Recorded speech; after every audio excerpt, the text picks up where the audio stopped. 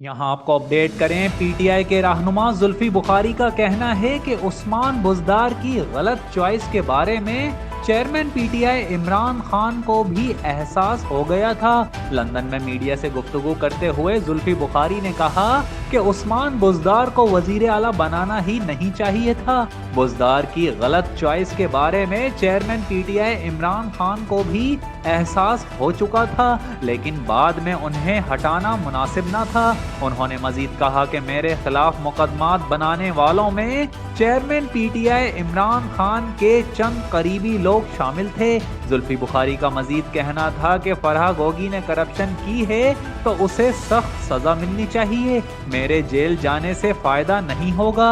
उनका कहना था कि वक्त आने पर हम मैदान में होंगे, 50% भी प्लेइंग फील्ड मिली तो इलेक्शन जीत जाएंगे।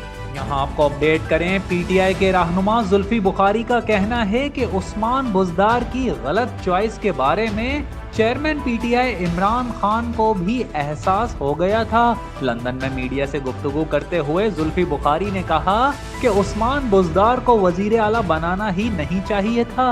बुज़दार की गलत चॉइस के बारे में चेयरमैन पीटीआई इमरान खान को भी एहसास हो चुका था, लेकिन बाद में उन्हें हटाना मुनासिब न था।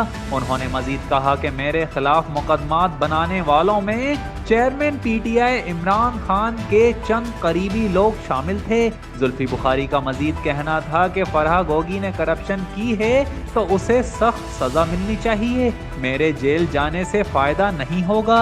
उनका कहना था कि वक्त आने पर हम मैदान में होंगे, 50% भी प्लेइंग फील्ड मिली तो इलेक्शन जीत जाएंगे। जियो सच के संग।